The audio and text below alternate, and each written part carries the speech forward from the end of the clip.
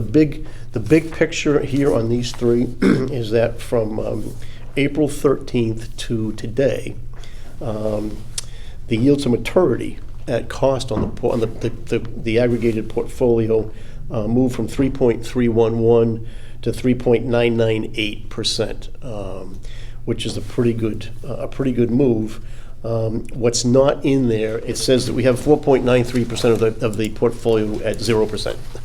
So we don't, but because the U.S. Treasury bills accrue interest, and we still have a half a dozen of those between regular depreciation and special depreciation. The interest comes in, and is recognized when they mature.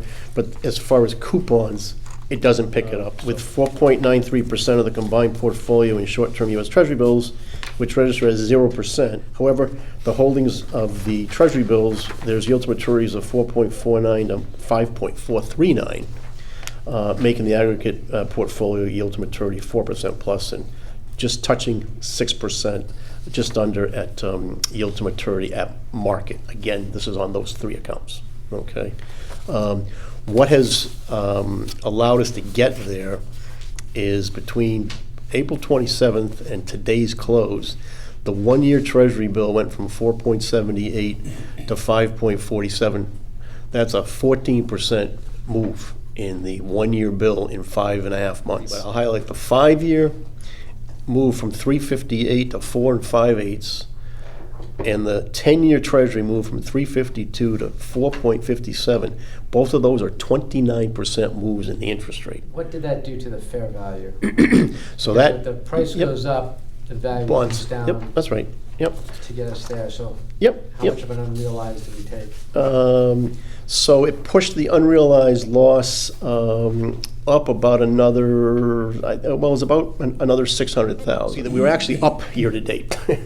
Despite that, what's happening is we're seeing a massive increase in the amount of interest income, which is what we had talked about. If we realized some of the losses in the portfolio and could replace them at a higher income, we'd make it up with more portfolio income, which is on April 13th, the estimated 12-month forward portfolio income was $825,787. In this report, the estimated 12-month portfolio income is $1.176 million. So that's a 42% increase in the amount of income. Part of it is from realizing some losses in the lower yielding. Part of it is from treasuries that matured, and we chose to roll them into the ladder as opposed to keeping them short term. Coming out of our April meeting, there was a sense in the marketplace, in this room, that we were hopefully near the end of the interest rate moves in the next meeting that was coming up in June.